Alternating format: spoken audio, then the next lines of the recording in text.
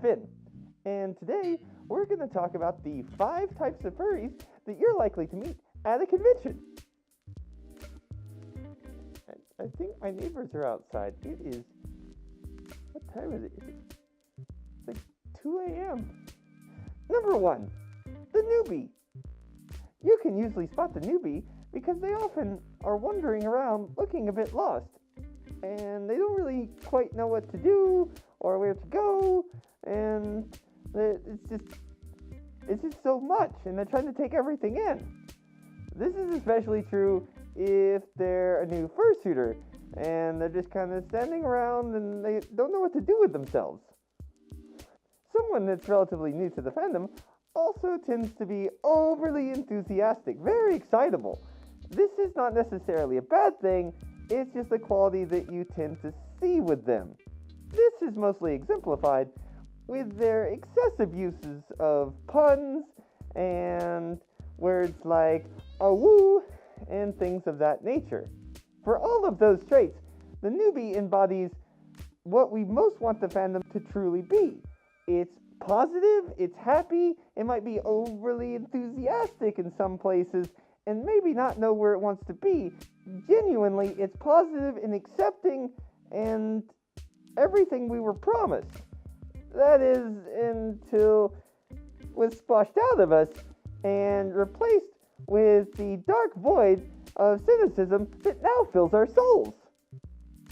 I just had a legit scary thought that my neighbors tend to be kind of drunken rednecks, and if they're really drunk and they see, a 6-foot fox standing in my room, they might shoot me. That's a terrifying thought.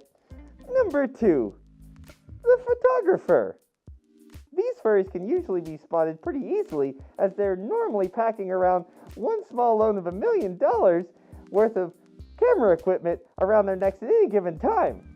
Another thing that sets these particular furs apart is the fact that they tend to experience the con sort of after the fact, as they spend most of the time staring down the barrel of a camera and taking pictures and videos of other people having a good time, which sort of removes them from that good time until later, giving them sort of a permanent post-con depression, if you think about it.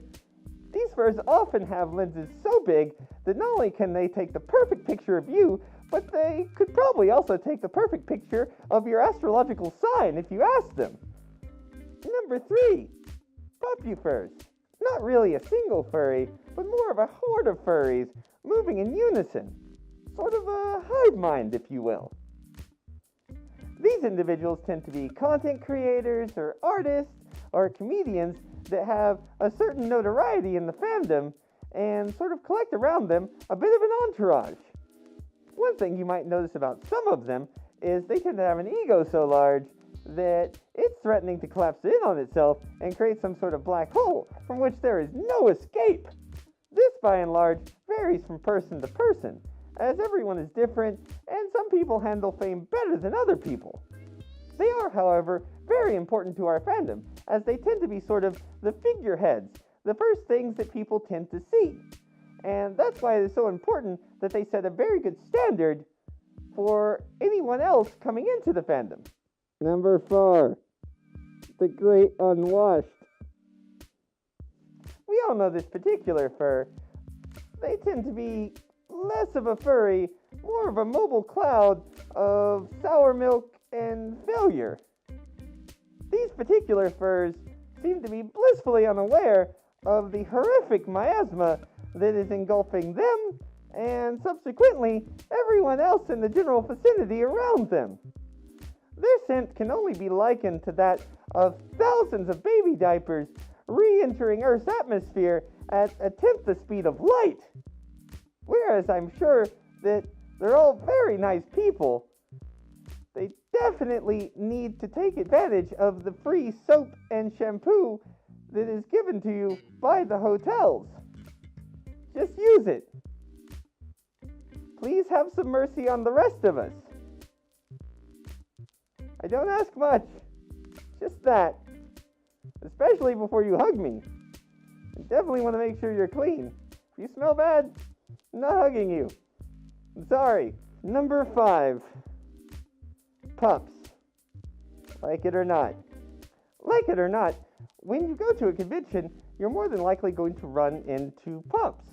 These can easily be spotted as they're often wearing latex or leather, mostly a leather or latex hood or dog-shaped mask. On the whole, I've had very few interactions with pups. The ones I have had have been fairly cordial. They've been very polite and very kind. However, they do tend to wear very much a bondage-type gear down to the con floor during regular con hours. This can therefore give us kind of a bad reputation or maybe confirm some fears that people might have. And as we're trying to make sure that we have a very positive reputation and image to the public, maybe we should leave the latex and bondage type gear to much later on in the evening. Well, that's been the 5 furries you're likely to meet at a convention. I might expand on this list much later, but for right now, that's really all I have to say on it. As always, I have some words for you to think about. Hope, in reality, is the worst of all evils, as it prolongs the torment of man. Bye.